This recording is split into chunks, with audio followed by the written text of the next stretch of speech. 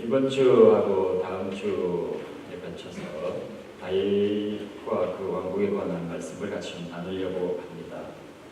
우리가 구약 성경을 읽을 때 이스라엘 왕국을 접하게 되면 단순히 이스라엘 그 나라에 관한 역사가 아니라 하나님 나라에 관한 것으로 우리가 읽어야 됩니다. 그리고 또 이 다윗이라는 인물을 많이 접하게 되는데 읽을 때는 그 연약한 사람을 통해서 또 우리들의 모습을 보기도 하지만 어떤 때는 또 다윗 왕을 통해서 그리스도가 옆에 되어서 그리스도가 하시는 일들을 잠깐 또 비춰주기도 합니다.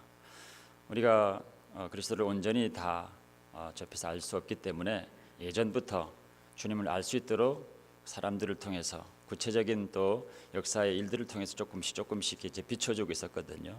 그런 측면에서 다윗은 이제 여러 가지 것들을 많이 우리에게 얘기하고 있습니다. 오늘은 다윗보다도 다윗의 용사들에 관한 이야기입니다. 여러분들을 보니까 정말 믿음의 용사들 같고 또 하나님께서 그동안 함께하신 그런 믿음의 참 용사들이구나 하는 그런 느낌을 많이 받습니다. 그래서 이 말씀으로 그렇게 믿음으로 잘 달려가고 계신 여러분들을 격려하고 싶습니다. 본문의 내용은 이제 다윗 왕국의 마지막 말기의 부분을 언급하고 있고요. 또 그래서 다윗이 마지막 말을 하면서 덧붙이고 있는 내용입니다. 그 파란만장한 삶을 살았던 다윗이 맨 마지막에 한 얘기는 어떤 것이었을까 참 우리에게 궁금하기도 한데 그가 마지막에 말하고 있는 것은 무엇일까 보면 사람들 이름을 쭉 나열하고 있습니다. 마지막에 다윗에게 남았던 것은 이 사람들 이름이었다라고 하는 것입니다. 사도 바울의 사역에서도 그렇습니다. 사도 바울의 사역에서도 마지막에 편지를 마무리하면서 꼭 기억나는 사람들 이름을 적거든요. 사도 바울의 마지막 편지라고 알려져 있는 디모데 후서 그 마지막 부분도 역시 사람들 이름 나열하면서 이런 사람들은 나와 끝까지 함께 있었다. 정말 주님을 사랑하고 주님을 위해서 충성했던 사람들, 이 사람들을 잊을 수 없다라고 사람들 이름 쓰고 있습니다. 저도 정든교회를 이제 떠나올 때 저에게 남은 것은 정말 제가 사랑했던 사람들, 정말 주님께 충성하고 주님을 사랑하고 교회를 사랑했던 사람들의 이름들이었습니다. 그 중에 정말 어떤 분들의 이름은 따로 모아서 하나님 이 사람들의 이름을 꼭 기억해 주십시오 하고 올려드리고 싶은 그런 분들, 그런 이름들도 제 마음 가운데 남아 있습니다. 그래서 이 다윗이 이 사람들의 이름 마지막으로 쭉 기록하고 있는 이 내용들을 볼 때 읽기만 해도 그 각 사람들 사정이 어떤지는 잘 몰라도 저에게는 큰 감동이 있습니다. 이 용사들의 이야기를 시작할 때 제일 먼저 첫 번째 3인, 첫 3인이라 라고 소개하는 사람들이 8절에서 12절까지 나오고 있습니다. 그 용사들 중에서 정말 특별했던 사람, 그래서 첫째 3인이라 별명이 붙였던 사람들, 그 사람들은 첫 번째가 요셉 바세벳이라는 사람이 나옵니다. 요셉 바세벳이라는 사람은 혼자서 800명을 물리친 사람이라 이렇게 소개되고 있습니다. 800명이라고 하는 숫자는 이게 간단치가 않습니다. 전장에서 800명이라고 하는 것은 그때는 머리수로 전투력이 평가되던 시대인데 혼자서 800명을 감당한다고 하는 것은 이게 보통 문제가 아닙니다. 지금도 한 개 야전 대대병력, 정규 대대병력 그 이상의 숫자입니다. 그걸 혼자서 감당했다고 하는 겁니다. 대단한 사람입니다. 하나님의 일을 800명이 할 것을 혼자 감당했다고도 할 수 있는 것입니다. 이게 가능하겠는가? 영적으로 보면 이런 일들은 얼마든지 가능합니다. 영적으로 믿음을 가지고 기도하는 사람들은 한 사람이서 800명이 해야 될 일들을 능히 감당할 수 있습니다. 사람의 힘으로는 감당할 수 없지만 아주 연약한 무릎을 가지고 있는 그런 분이라 할지라도 믿음을 가지고 골방에 들어가면 보통 사람들이 할 수 있는 800명 이상의 일들을 얼마든지 해낼 수 있습니다. 우리 오병이어의 기적에서도 그걸 볼 수 있습니다. 오병이어는 물고기 2마리, 보리떡 5개, 수천 명의 사람들이 지금 식사를 해결해야 되는데 그 식사를 해야 될 그 규모에 비교해 볼 때 그 오병이어는 아무것도 아니라는 거죠. 아무것도 아닌 그것인데 그 작고 연약한 것을 주님이 붙드시고 믿음으로 축사하시고 떼어서 나눠주니까 5천 명 이상의 사람들이 다 먹고 남음이 있었다 그랬습니다. 주님이시니까 그렇게 하실 수 있었겠지만 주님 우리에게 하신 말씀이 있습니다. 너희가 나를 믿으면 내가 하는 일을 너희가 할 것이요 나보다 더 큰 일도 하리라 말씀하셨습니다. 우리가 주님보다 더 크게 된다는 뜻이 아니라 우리가 믿음을 가지게 되면 그 믿음을 주님께서 얼마든지 붙잡아 주시고 그 믿음을 통해 주님이 무슨 일이든지 하신다는 뜻입니다. 그러니까 혼자서 수많은 사람들이 해야 될 일들을 믿음 있는 사람이 무릎을 꿇어 기도하면 감당할 수가 있는 겁니다. 이 요셉 바세벳이 그런 것들을 우리에게 비춰주고 있습니다. 그 다음에 엘르아살이라고 하는 사람입니다. 이 사람은 싸움이 있을 때 사람들이 무서워서 주춤주춤 물러나고 그렇게 될 때 맨 앞장서서 선봉에 서서 싸움을 도두던 사람이라 이렇게 나옵니다. 얼마나 열심히 싸웠는지 나중에 보니까 칼이 손에 붙어버렸다 그랬습니다. 얼마나 힘을 주고 끝까지 칼을 놓지 않고 이렇게 싸웠는지. 사람들이 힘들어할 때 맨 앞에 서서 늘 앞장서서 일하는 사람은 다른 사람들보다 훨씬 더 많은 에너지가 필요하고 훨씬 더 많은 힘이 필요하고 훨씬 더 많은 믿음이 필요합니다. 이 사람은 그런 사람이었습니다. 싸울 때마다 맨 앞장서서 싸우는 그런 사람들은 주님이 말씀하시면 무조건 달려나가는 순종의 사람입니다. 주님의 일대로 하다 보면 이게 때로 우리 머리로 이해되지 않는 일들이 참 많이 있습니다. 또 내 마음이 별로 감동이 되지 않을 수도 있습니다. 몸이 따라가지 않을 수도 있고요. 근데 우리는 일단 이해가 돼야 되고 내 마음에 감동이 와야 되고 다른 사람들이 움직이는 걸 보고 같이 내 몸이 움직이게 됩니다. 그렇게 주저주저 하는데 그렇게 모든 것들을 다 이해하고 다른 사람들이 가는 걸 다 보고 가면 순종이 필요 없죠. 그러나 하나님의 일들은 대부분 우리가 이해를 하지 또 이해하기도 전에 우리 마음이 따라가기도 전에 먼저 행동할 것을 요구하는 것이 너무나 많습니다. 그래서 순종이 필요한 거죠. 우리가 어떻게 하나님을 다 이해할 수 있겠습니까? 그런데 순종하고 나면 나중에 다 이해가 되는 것입니다. 그래서 하나님께서 이와 같은 일들을 하셨구나. 그래서 우리 먼저 순종이 필요한 거죠. 근데 이 엘르아살이라고 하는 사람은 순종의 사람입니다. 하나님이 이르면 무조건 달려나갑니다. 맨 앞장서서 달려나갑니다. 다른 사람보다 훨씬 더 많은 힘을 쏟아서 그 일을 이제 감당했던 사람 엘르아살. 우리가 어떻게 주의 용사로 주의 일들을 감당해야 되는지 보여주고 있습니다. 세 번째 사람이 삼마라고 하는 사람입니다. 이 사람은 싸우다가 백성들이 다 도망을 했는데 혼자 남아서 그 녹두밭에서 적들과 싸웠다라고 합니다.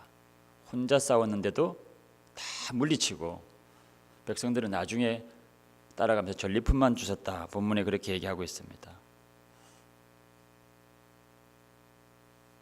우리가 교회 생활을 하다 보면 여러 가지 일들로 또 많은 어려움들이 있기도 하고 또 많이 흔들릴 때가 있기도 합니다. 그럴 때 흔들리지 않는 사람이 필요합니다. 어떤 경우가 와도 주님을 바라보고 흔들리지 않고 자리에 서서 맡겨진 일을 끝까지 감당하는 사람, 이 삼마와 같은 사람입니다. 한번 어려움을 겪어보면 이 삼마 같은 사람들이 얼마나 귀한 사람들인지 알게 됩니다. 그리고 어떤 사람들이 삼마와 같은 사람들인지 알게 되죠. 그 사람들이 교회를 끝까지 지키게 됩니다. 근데 참 재미있는 것은 이 정도의 사람들이면 정말 대단한 사람들이거든요. 이 사람들 이야기만 계속 써도 성경이 몇 페이지는 더 쓸 수가 있는 그런 사람들입니다. 그런데 그 사람들의 일들이 더 이상 다른 곳에서 나오지 않습니다. 그 이름도 나오질 않습니다. 왕국을 세울 때 이 정도의 궁을 세웠으면 농공행상으로 따져서 뭔가 그래도 받아갈 것이 있을 텐데 이 사람들은 자기 이름을 드러내질 않습니다. 아무것도 요구하지 않습니다. 이 사람들의 충성은 무엇을 바라고 한 것이 아니고 대가를 바라고 한 것이 아니고 정말 순전하게 하나님을 사랑해서 그렇게 했다라고 하는 것을 우리가 알 수 있습니다. 이 사람들의 충성은 진짜였구나, 정말 진실한 것이었구나라고 하는 겁니다. 그 다음에 13절부터 23절까지 소개되고 있는 사람들이 둘째 사민이라고 표현되고 있는 그런 별명을 가진 사람들입니다. 이 사람들의 이름이 아비세, 브나야, 그리고 한 사람은 이름이 나오지를 않습니다. 이 사람들을 왜 둘째 사민이라 그랬냐면 첫째 사민에는 미치지 못하였더라 이렇게 분명히 표현하고 있는 그 이유가 뭐냐면 어떤 힘과 능력과 재능에 있어서 첫째 사민과는 좀 차이가 난다 이런 뜻입니다. 첫째 사민은 정말 대단하죠. 그래서 요셋바세벳은 혼자서 800명을 상대했다고 했는데 이 아비세라는 사람을 소개할 때는 300명을 물리쳤더라. 그러니까 800명, 300명 그런 정도의 이제 어떤 차이가 조금 있는 거죠. 힘과 능력과 재능과 그런 면에서 차이가 조금 있을지언정 이 사람들이 하나님을 사랑하는 것과 그 충성심에 있어서는 첫째 사면에 전혀 뒤지질 않습니다. 어쩌면 더한 그런 충성심이 있었는지도 모릅니다. 그 일화를 대표적인 일화, 여러 가지 있겠지만 그 대표적인 일화 하나를 본문에서 지금 소개를 하고 있는 겁니다. 다윗이 어느 날 고향 베들레헴에서 마시던 그 우물물의 그 물이 생각나서 그 물 한번 마시고 싶다. 혼자 중얼중얼 하고 있었습니다. 누가 듣기를 바란 것도 아니고 누굴 보내고자 한 것도 아닙니다. 그런데 옆에 늘 그림자처럼 있던 그 세 용사, 둘째 사민에 해당되는 사람들이 그 얘기를 듣고 우리가 가서 그 물을 떠오자 하고 의기투합해서 그 물을 떠옵니다. 이 물도 그 물이 아닌가 모르겠습니다. 한번 마셔보겠습니다.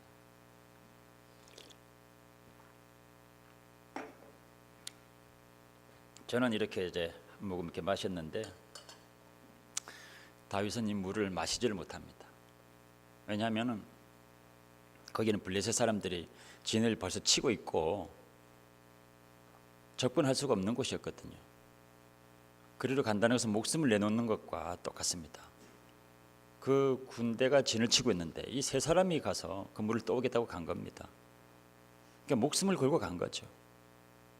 그러니까 다윗이 그 떠온 물을 보고 목이 메어서 마시지를 못합니다. 이거는 물이 아니다. 이건 피다. 자기 목숨을 내어놓고 간 사람들의 피다. 이건 내가 어떻게 마실 수 있겠는가 하고는 하나님 앞에 그걸 부어드렸다 그럽니다. 다윗이 너무너무 감동을 한 거죠. 이 사람들도 마찬가지입니다. 정말 하나님을 사랑한 거죠. 그러니까 다윗을 사랑했다, 다윗에게 충성했다 이야기는 우리가 주님께 충성을 하고 주님을 사랑했다 이런 것으로 우리가 바로 해석을 하게 되죠. 그 다음에 이어서 나온 사람이 우리가 읽지는 않았지만 뒤에 나온 사람들 24절부터 마지막 절까지 또 많은 사람들의 이름이 나오고 있습니다.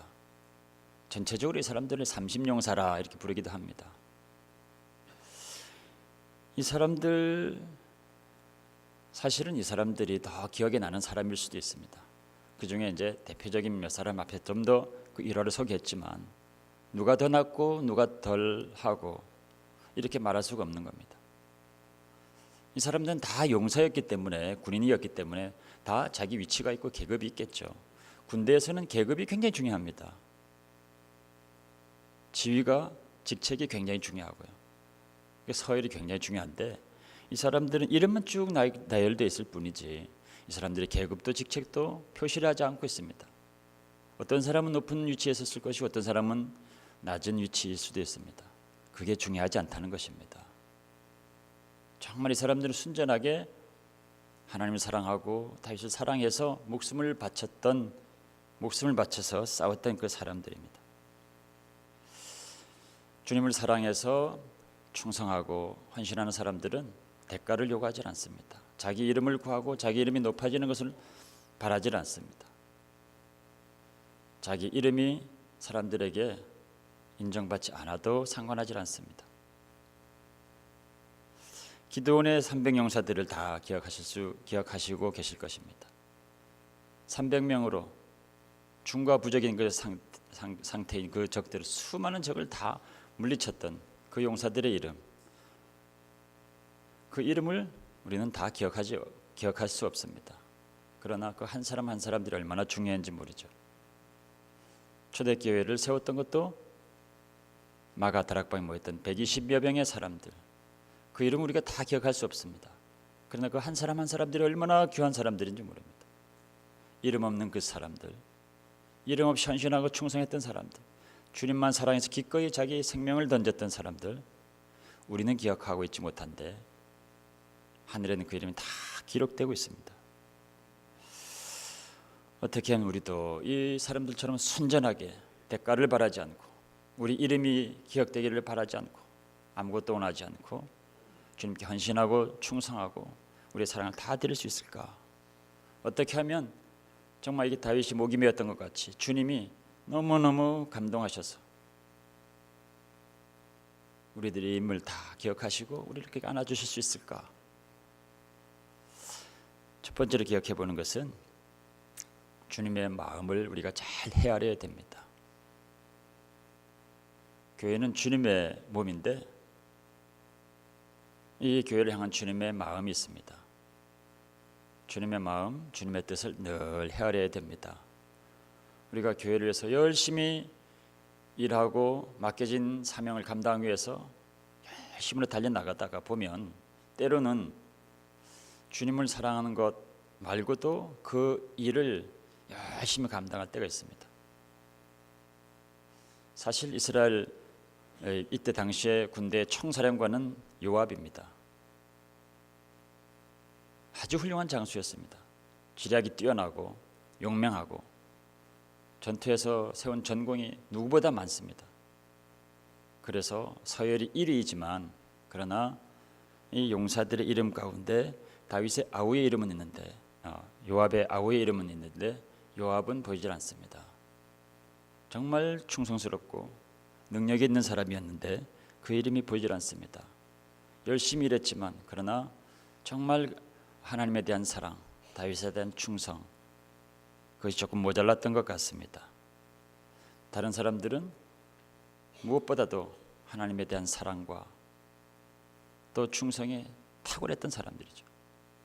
그 사람들이 여기에 남아 있었더라는 겁니다. 우리도 그래서 주의를 할 때 늘 명심해야 될 것을 이제 여기서 가르쳐주고 있는 거죠. 무슨 일이든지 우리가 주님을 사랑하는 마음으로, 주님께서 주신 감동으로 주님을 바라보고 언제든지 일을 해야 된다라고 하는 것입니다. 두 번째는 아주 사소한 일이지만 그 사소한 일을 정말 목숨을 걸고 감당해야 된다고 하는 것입니다. 지금 물 한 바가지 떠오는 것이 뭐가 그렇게 큰 일이겠습니까? 첫째 사면이 했던 것은 정말 대의 명분이 있는 거죠. 백성들을 위해서 전투에서 이겨야 되는 명분이 있는 것이지만 그러나 둘째 사면이 했던 일은 대단치 않은 명분입니다. 아주 작은 일일 수 있습니다. 그러나 하나님을 사랑하는 그 마음으로 그 작은 일에 목숨을 건 것이죠. 사실은 교회에 많은 일들이 있는데 큰 일로 보이는 것도 있고 작은 일로 보이는 것도 있습니다. 그러나 작은 일을 할지라도 거기에 정말 주님 사랑하는 마음으로 최선을 다하는 것입니다. 아주 작은 일도 꽃 한 송이를 꽂아 넣는 것도, 부엌에서 접시를 나르는 것도, 또 주보를 접는 것도, 여러 가지 아주 작은 일이지만 그러나 정말 주님을 사랑하는 마음으로 최선을 다해서 정말 목숨 다해서 하게 될 때 그 마음이 주님께 기억이 되는 것입니다.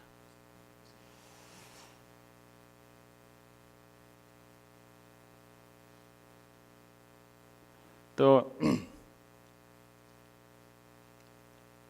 이 사람들이 정말 다윗을 생각하고 목숨을 아깝게 여기지 않고 그렇게 충성했던 정말 중요한 이유가 하나 있습니다.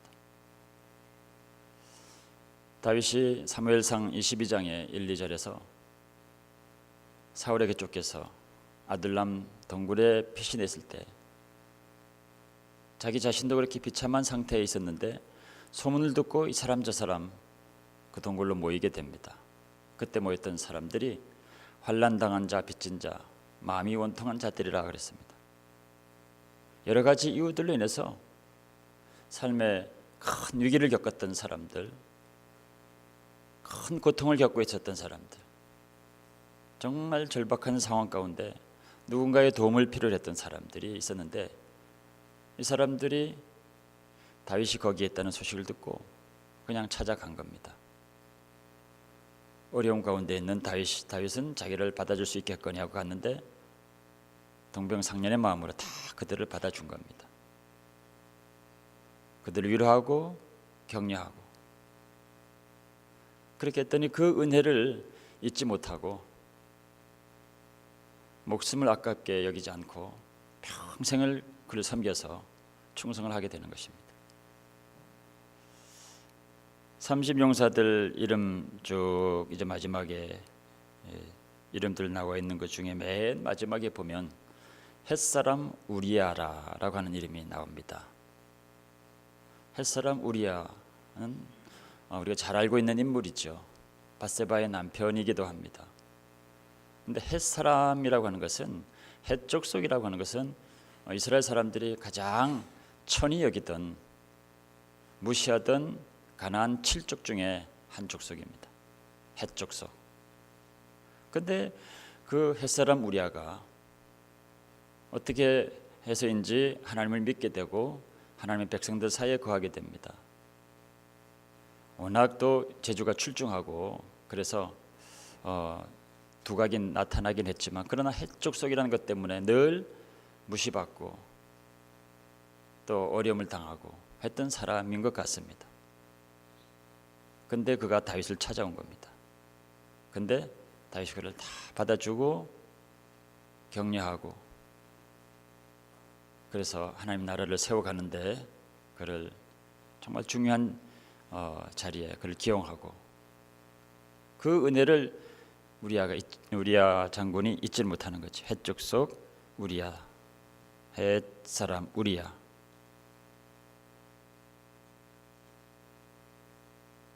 우리가 주님께 나오게 됐던 때 그때 일들을 기억하실 겁니다. 모두가 다 잘 나가고 있을 때 또 우리가 모든 것을 할 수 있을 것이라고 생각하고 있을 때 그럴 때 주님을 만난 분들은 거의 없습니다. 우리의 교만이 무너지고 또 하나님의 도움이 필요할 때 때로는 여러 가지 일들로 말미암아 우리의 의지가 꺾였을 때 그럴 때 비로소 우리의 마음의 그 빈틈에 주님의 사랑이 스며들어서 마침내 주님을 알게 됐던 분들이 많이 있을 겁니다.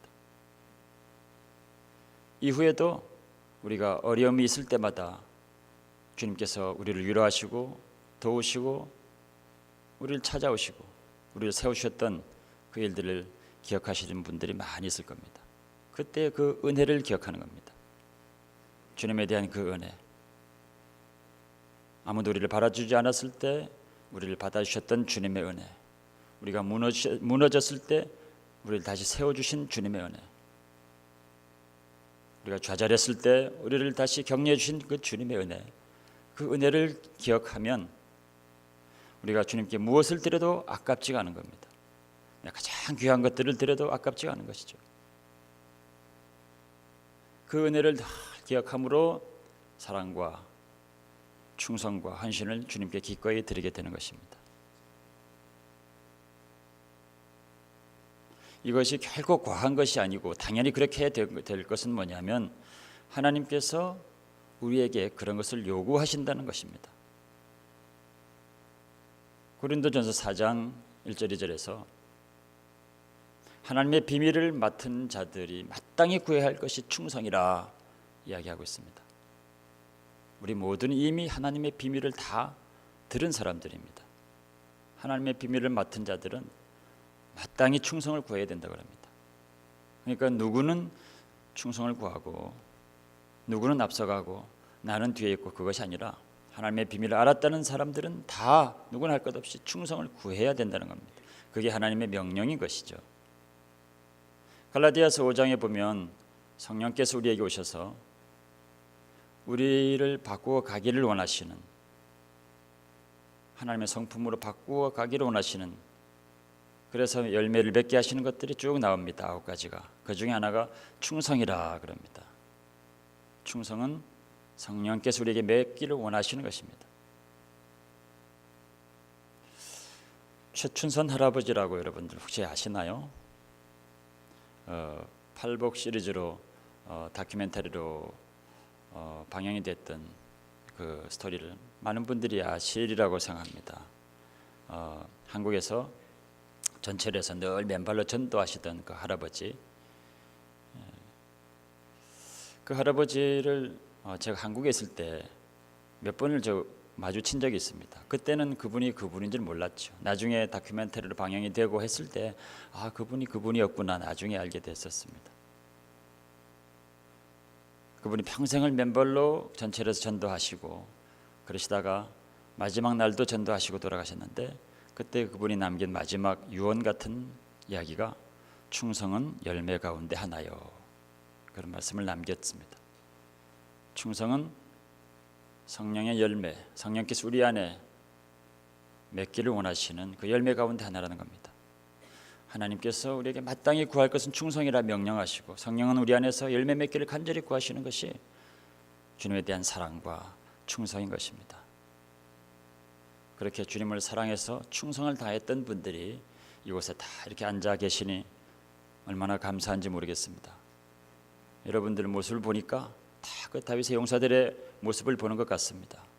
그분들이 헌신한 것 같은 그런 헌신들을 지금까지 감당해 주셔서 이 자리까지 오게 하신, 그래서 우리의 헌신을 받아주시고 우리의 충성을 받아주신 하나님께 감사와 찬송과 영광을 올려드립니다. 앞으로도 계속해서 같은 사랑을 들으시는 여러분들 다 되시기를 주 이름으로 축원합니다.